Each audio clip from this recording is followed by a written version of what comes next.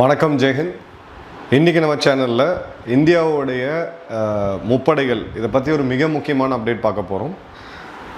மறைந்த முன்னாள் முப்படை தளபதி ஜெனரல் பிபின் ராவத் அவர்கள் தலைமையில் ஒரு மிக முக்கியமான முடிவு ஒன்று எடுக்கப்பட்டுச்சு. அதாவது இன்டெகிரேட்டட் தியேட்டர் கமாண்ட். இப்போது இராணுவம், அதற்கு கீழே southern command, northern command, eastern command, western command, south western command, central command மற்றும் ட்ரைனிங் கமாண்ட். அதே மாதிரி விமானப்படைக்கு கமாண்ட்ஸ் இருக்குது, கடற்படைக்கு கமாண்ட்ஸ் இருக்குது. இதெல்லாம் ஒருங்கிணைச்சு தியேட்டரைசேஷன் அப்படின்னு சொல்லுவாங்க. சைனா 2010 செஞ்சு முடித்தாங்க. அமெரிக்க இராணுவம் அதுக்கு முன்னுதாரணமாக இருக்குது. ஸோ இன்றைக்கி கால சூழ்நிலைக்கு ஏற்ப நாமளும் அதை பண்ணணும் அப்படின்னு அந்த ப்ராஜெக்டை முன்னெடுத்திருந்தாங்க. இதற்கு அதிகமான ரெசிஸ்டன்ஸ் வந்தது அப்படின்னு பார்த்தீங்கன்னா விமானப்படையிட்டிருந்து. ஏன்னா அது அவங்க தவறு கிடையாது. நம்மளுடைய விமானங்களோட எண்ணிக்கை அப்படின்றது கணிசமான அளவுக்கு குறைஞ்சிருச்சு. ஸோ இதை சென்ட்ரலைஸ்ட் பூலாக வச்சு அதன் மூலயமா போர்க்கால சூழல்களை மேனேஜ் பண்ணணுன்றது தான் விமானப்படையோடது. இப்போ அதை பிரித்து தனித்தனியாக இந்த தியேட்டர்ஸ்க்கு கொடுத்தோம் அப்படின்னா அது கணிசமான அளவுக்கு அவங்க ஃபயர் பவரையும் டாமினன்ஸையும் கம்மி பண்ணுச்சு அப்படின்றாங்க. இப்போ அதெல்லாம் ரொம்ப கிளியராக முடிக்கப்பட்டு இப்போது இதுக்கான பப்ளிக் அனௌன்ஸ்மெண்ட்டும் வந்திருக்கு. இப்போ இருக்கக்கூடிய முப்படை தளபதி ஜெனரல் அனில் சௌஹான் அவர்கள் பூனேயில் நடந்த பப்ளிக் பாலிசி ஃபெஸ்டிவல் 2020 நிகழ்வு ஜனவரி 9 அன்னைக்கு இதற்கான டைம் லைனை கொடுத்துருக்காரு. மே 2026 இந்த வரக்கூடிய மேக்குள்ளே நம்மளுடைய தியேட்டர் கமாண்ட் அப்படின்றது கம்ப்ளீட் ஆகிடும். ஸோ இதில் சதர்ன் தியேட்டர் கமாண்ட், அதாவது நாக்பூரில் ஆரம்பித்து நம்மளுடைய போர்ட் பிளேயர், அதாவது கன்னியாகுமரி போர்ட் பிளேயர் வரைக்குமான இடம், இது நம்மளுடைய சதர்ன் கமாண்ட் அப்படின்றது இருக்குது. மேரிடைம் கமாண்ட் அப்படின்றது இருக்க போது இது இந்தியாவுடைய கோஸ்டல் லைன் 7516 கிலோமீட்டர் கடலோரம் இருக்கக்கூடிய இந்த இந்தியன் ஓஷன் ரீஜனை வழிநடத்தக்கூடிய, பாதுகாக்கக்கூடிய, தாக்கக்கூடிய ஒரு ஃபோர்ஸாக இருக்க போது. இதோடைய தலைமையகம் கர்நாடகாவில் இருக்கக்கூடிய கார்வார், அதுதான் ஏஷியாவுடைய லார்ஜஸ்ட் நேவல் பேஸ். அந்த இடத்துல இது பண்ணுறாங்க. ஆப்வியஸாக இதை லீட் பண்ணக்கூடியது இந்திய கடற்படையாக இருக்கும். அதற்கு கீழே இந்திய விமானப்படையும் இந்தியாவுடைய இராணுவமும் வரும். அடுத்தது பார்த்திங்கன்னா வெஸ்டர்ன் தியேட்டர் கமாண்ட் இந்திரா கால்லேருந்து சல்டோரா ரிட்ஜ் வரைக்கும் சியாச்சின் கிளேஷியர் வருது. அதாவது குஜராத்தில் ரான் ஆஃப் கட்சில் ஆரம்பித்து சியாச்சின் வரைக்கும் இருக்கக்கூடிய பாகிஸ்தான், நம்மளோட மேற்கு பகுதியை நோக்கி இருக்கக்கூடிய இந்த இடங்கள் அப்படின்றது பாகிஸ்தான் பேஸ்டாக சென்ட்ரிக்காக ஒரு வெஸ்டர்ன் தியேட்டர் கமாண்ட் வரும். இதோடைய தலைமையகம் அப்படின்றது ராஜஸ்தான் மாநிலத்தில் இருக்கக்கூடிய ஜெய்ப்பூரில் அமையப்போகுது. அடுத்தது பார்த்திங்கன்னா சைனா சென்ட்ரிக்காக இருக்கக்கூடிய நார்தர்ன் தியேட்டர் கமாண்ட். இந்த நார்தர்ன் தியேட்டர் கமாண்ட் அப்படின்றது 3488 kilometre line of actual control மற்றும் பாகிஸ்தான் பகுதியில் இருக்கக்கூடிய லைன் ஆஃப் கண்ட்ரோல் ஒரு சிறு பகுதி.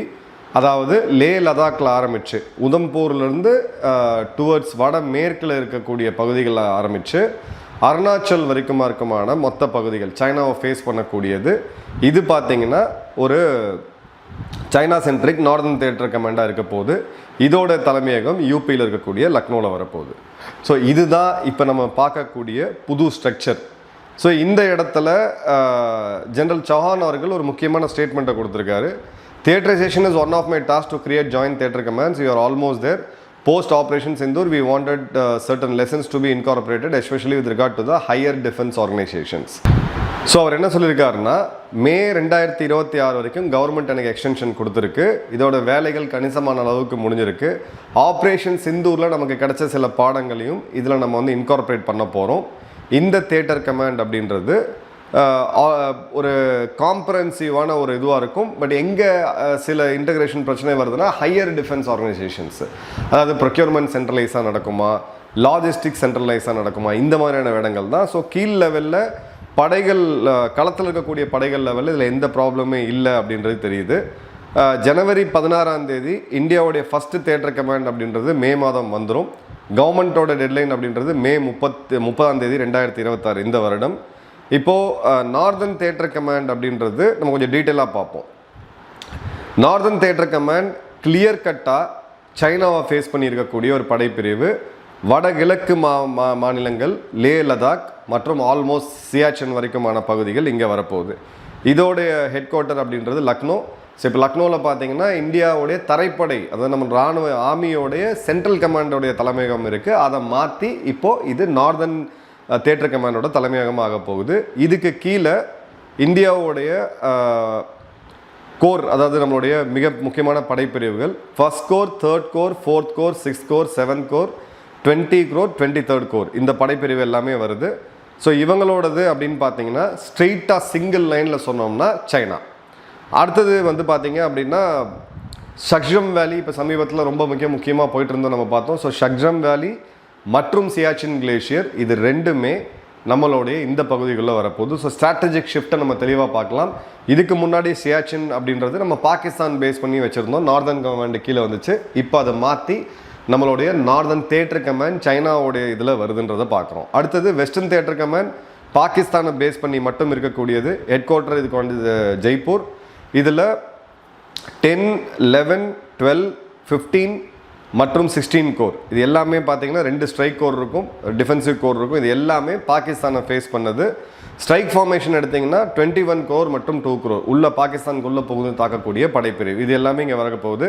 ஸோ இந்த இடத்துல ஜம்மு காஷ்மீரில், அதாவது நம்மளுடைய சியாச்சின் கிளேஷியர் அதில் ஆரம்பித்து ஆல்மோஸ்ட் ரான் ஆஃப் கட்ச் குஜராத்தில் இருக்கக்கூடிய அந்த எல்லை வரைக்குமான இடம் இதில் வரப்போகுது. அடுத்தது ரொம்ப ரொம்ப முக்கியமானது, இதுதான் நம்மளுடைய அம்பிஷன் அப்படின்னு சொல்லுவோம். நம்மளோட நாட்டை வல்லரசு ஆக்கணும் அப்படின்ற போது அதற்கான படைப்பிரிவு இல்லாமல் நம்ம ஆக்க முடியாது.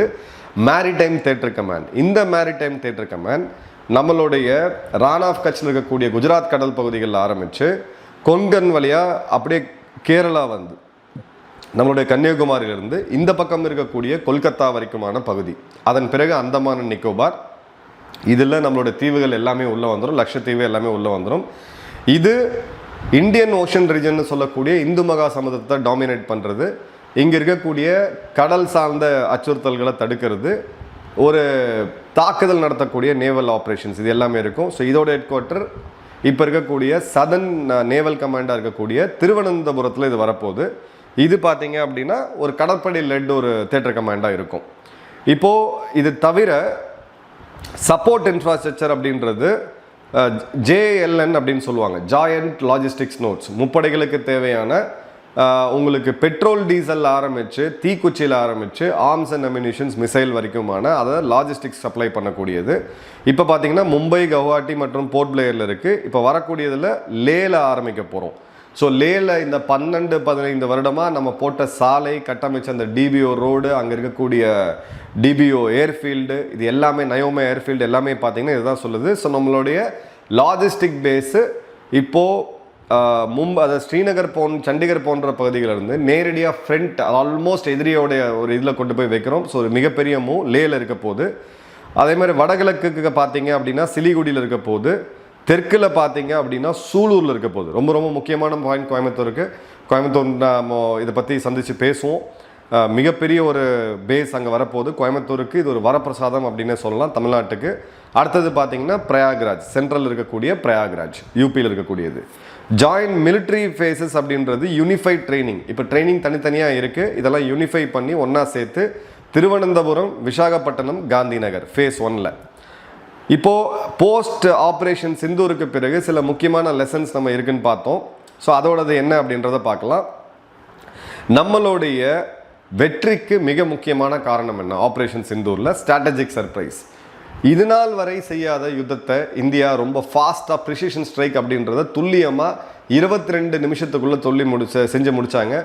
பாகிஸ்தானுக்கு என்ன நடந்ததுன்னு தெரியல, ஏது நடந்ததுன்னு தெரியல, என்ன பண்ணணும்னு தெரியல, முடிவை அவங்களால எடுக்க முடியல. அடுத்தது டீப் ஸ்ட்ரைக் கேப்பபிலிட்டி. இதனால் வரை இஸ்லாமாபாத், கராச்சி இடங்கள் போன்ற இடங்களில் பெரிய அளவுக்கு இந்த குறிப்பாக இஸ்லாமாபாத் தாக்குனது கிடையாது. இந்த முறை ஆல்மோஸ்ட் 250 கிலோமீட்டர் உள்ளே இருக்கக்கூடிய பாகிஸ்தான் இலக்குகளை இந்திய இராணுவம் மற்றும் இந்திய விமானப்படை துல்லியமாக தாக்கி அளித்தாங்க. அதன் பிறகு அக்யூரசி, நான் திரும்ப சொல்லுவேன், பஞ்சாப் ப்ராவின்ஸில் பாகிஸ்தானோட பஞ்சாப் ப்ராவின்ஸில் இருக்கக்கூடிய பாவல்பூர் இருக்கக்கூடிய மர்கஸ் சுபான் அல்ரான்ற அந்த மஸ்ஜித் காம்ப்ளெக்ஸ் 1 மீட்டர் அக்யூரசியில் அங்கே இருந்த 2வது தளத்தில் இருந்த தீவிரவாதிகள், பயங்கரவாதிகளை வந்து கொன்னது அப்படின்றது உலகத்திலே இது வரைக்கும் யாரும் அந்தளவுக்கு அக்யூரேட்டாக பண்ணதே கிடையாது. ஸோ அதில் நமக்கு ஒரு பெரிய இது இருக்குது. அதே மாதிரி பார்த்தீங்கன்னா மே 10ஆம் தேதி காலையில் நடந்தது ரேப்பிட் எஸ்கலேஷன். 12 விமானத்தளங்களை ஒரே நேரத்தில் இந்தியா விமானப்படை தாக்குனாங்க. அதன் பிறகு நம்ம டீஎஸ்கலேட்டும் பண்ணோம். 5 மணிக்குள்ளே நம்மளால் போரையும் முடிக்க முடிஞ்சுது. ஸோ இது ஒரு மிக முக்கியமானது. பட் அதே சமயம் எதெல்லாம் நம்ம இம்ப்ரூவ் பண்ணணும், எதெல்லாம் நம்ம பின்னடைவில் இருக்கும் அப்படின்றதையும் பார்க்குறோம். இன்டர் சர்வீசஸ் கோஆர்டினேஷன், முப்படைகளுக்கு உள்ளே இருக்கக்கூடிய கம்யூனிகேஷன் இன்றைக்கும் சேலஞ்சாக தான் இருக்குது. கமாண்ட் அத்தாரிட்டி ஒரு யூனிஃபைடான இதை ஏர்ஃபோர்ஸ் லீட் பண்ணாங்க. அது ஒரு டெக்னிக்கல் வார்ஃபேராக ஏர்ஃபோர்ஸோடைய ரோல் அதிகமாக இருந்ததுனால. பட் ஒரு யூனிஃபைட் கமாண்ட் ஸ்ட்ரக்சர் ஒன்றுமே நம்மக்கிட்ட இல்லை அப்படின்றது தெரியுது. அதே மாதிரி கடற்படையோட இன்டெலிஜென்ஸ், விமானப்படையோட, தரைப்படையோட மிலிட்ரி இன்டெலிஜென்ஸு, ரா, ஐபி, மாநிலங்களுடைய காவல்துறை, ரெவென்யூவோட இன்டெலிஜென்ஸ், டிஆர்ஐ போன்ற எல்லாத்தையும் இன்டெகிரேட் பண்ணி ஒரு பெரிய பிக்சரை பார்க்கறதுக்கான அந்த கோஆர்டினேஷன் இல்லை அப்படின்றத பார்க்குறோம். அதே மாதிரி லாஜிஸ்டிக்ஸ்லேயும் நிறையா சவால்கள் இருந்துச்சு. ஸோ இந்த இடத்துல தியேட்டர் கமாண்ட் என்ன பண்ணணும்னா, இந்த இன்டர் சர்வீஸ் கோஆர்டினேஷன் அப்படின்றது ஒரு யூனிஃபைடு கமாண்ட் இருக்கும். முப்படைகளுக்கும் ஒரு கமாண்ட் இருக்கும், அதற்கு ஒரு தளபதி இருக்க போகிறார். ஸோ ஒரே ஒருத்தருடைய கண்ட்ரோலில் இந்த முப்படைகளும் இயங்க போது இந்த பிரச்சனையை வந்து நம்மளால் சால்வ் பண்ண முடியும். அதே மாதிரி பார்த்தீங்க அப்படின்னா கமாண்ட் அத்தாரிட்டி யாருக்கிட்ட இருக்குது அப்படின்னா தியேட்டர் கமாண்டர்கிட்ட. தியேட்டர் கமாண்டர் ஒரு ஆப்ரேஷனல் கமாண்டர், யுத்த களத்தை வந்து லீட் பண்ணக்கூடியவர். ஸோ ஆர்மி, நேவி, ஏர்ஃபோர்ஸோட முப்படை தளபதிகளுக்கு என்ன ரோல் இருக்கும் அப்படின்னு கேட்டிங்கன்னா, அவங்க அந்த இயக்கத்தை அந்த மிஷனை, இன்ஸ்டிடியூஷனை ரன் பண்ணக்கூடிய வேலையை அவங்க பார்ப்பாங்க. தியேட்டர் கமாண்டர் அப்படின்றது களத்தில் இதை பயன்படுத்தி அந்த போரை வெற்றி பெறத்துக்கான வேலையை அவர் பார்ப்பார். ஸோ கிளியர் கட்டாக டிமார்க்கேட் ஆயிடுச்சு அப்படின்றத பார்க்குறோம். ஜாயின்ட் இன்டெலிஜென்ஸ் செல் அப்படின்றது ஒன்றா இருக்க போகுது. இது எல்லா முப்படைகளோட உளவுத்துறையெல்லாம் ஒன்று சேர்ந்து அதுவும் தியேட்டர் கமாண்டர் ரிப்போர்ட் பண்ண போது, முப்படைகளோட லாஜிஸ்டிக்ஸ் பிரிவும் ஒன்றா சேர்ந்து தியேட்டர் கமாண்டர் ரிப்ளை பண்ண போது, அதே மாதிரி முப்படைகளோட planning operations, operational planning, ground லெவலில் இன்டிகிரிட்டிஸ், இது எல்லாமே சின்ன சின்ன இதெல்லாமே ஒன்று சேர்ந்து அங்கே இருக்க போகுது அப்படின்றத பார்க்க போகிறோம். ஸோ இது வந்து ஃபஸ்ட்டு ஜாயின்ட் கமாண்டர் கான்ஃபரன்ஸ்ன்றது செப்டம்பர் மாதம் 2025 நடந்துச்சு. நிறைய ப்ரிப்பேர் பண்ணாங்க. இது சாதாரண விஷயம் கிடையாது. அதாவது உலகத்தோடைய மிக முக்கியமான 3வது மிகப்பெரிய இராணுவத்தை கொண்ட நாடு. இதை வந்து கம்ப்ளீட்டாக நம்ம இது நாள் வரை 250 வருடம் பிரிட்டிஷ் இராணுவத்தில் இருந்து நம்ம எடுத்துக்கிட்டது, அதுக்கப்புறம் நம்ம கன்டினியூ பண்ணுறதை ஒரே நாளில் மாற்றிட முடியாது. கண்டிப்பாக நிறையா எதிர்ப்புகள் உள்ள வரும். ஏன்னா ஒரு வகையாக நம்ம ஒரு வழியாக ஒரே ஃபேஸில் நம்ம ஒர்க் பண்ணிட்டு இருக்கோம். பெரிய மாற்றம் இது, கம்ப்ளீட் ஒரு ஆர்கனைசேஷன் சேஞ்ச் இது. ஸோ இதில் அதுக்கு உண்டான இதெல்லாம் இருந்துச்சு. பட் 2025 நம்ம பண்ணியிருக்கணும், பண்ண முடியல. ஸோ இப்போ சிடிஎஸ் அப்படின்ற இந்த பதவி 6 வருட காலத்துக்கு முன்னாடி உருவாக்கப்பட்டுச்சு. அதோட அடிப்படை காரணமே வந்து இதுதான். ஸோ இந்த இடத்துல நாம் அதை முன்னேறி நம்மளுடைய முதல் தியேட்டர் கமாண்ட் அப்படின்றது வரக்கூடிய மே மாதம் 2026 வரப்போகுது அப்படின்றத பார்க்குறோம். ஸோ இந்த டிஸ்அக்ரிமெண்ட் இருக்குது. ஏர்ஃபோர்ஸோட ரெசிஸ்டன்ஸ் இருக்கிறதுலே அதிகம். ஏன்னா அவங்க தவறே கிடையாது. 42 ஸ்குவாடன் இருக்க வேண்டிய இடத்துல விமானங்களே வாங்காமல் ஹெச்ஏஎல் போன்ற நிறுவனங்கள் விமானங்கள் அவங்களை 10-12 வருஷம் டிலே பண்ணி கிட்டத்தட்ட 29 ஸ்குவாடனுக்கு வந்து நிற்கிறாங்க. அது 29 3ஆக பிரிக்கணும் அப்படின்ற போது அதோட ஃபயர் பவர் அப்படின்றது போயிடும். ஸோ கிளியர் கட்டாக இந்த இடத்துல ஏர்ஃபோர்ஸில் காம்ப்ரமைஸ் பண்ணியிருக்காங்க. பட் லார்ஜர் பிக்சரை பார்க்கும்போது கிளியர் கட்டாக இது வந்து தெரியுது. இப்போது இந்த 4 மாதத்துக்குள்ளே இதெல்லாம் பண்ண முடியுமா அப்படின்னா, முப்படைகளோட தளபதி கொடுக்குறாரு அப்படின்னா இது வந்து ஏதோ ஒரு அரசு நிறுவனத்தோடைய ஒரு அதிகாரி கிடையாது, தலைமை அதிகாரி கிடையாது. கண்டிப்பாக இராணுவம் அந்த கட்டுக்கோப்பு, அந்த டைம் பவுண்டாக தான் ஒர்க் பண்ணுவாங்க. ஒரு மிகப்பெரிய ஒரு மாற்றத்தை எடுத்துகிட்டு வரப்போகுது. ஏன்னா இந்த மாதிரியான பெரிய சேஞ்சஸை நம்ம வந்து போர் இல்லாத சூழலில் தான் பண்ண முடியும்.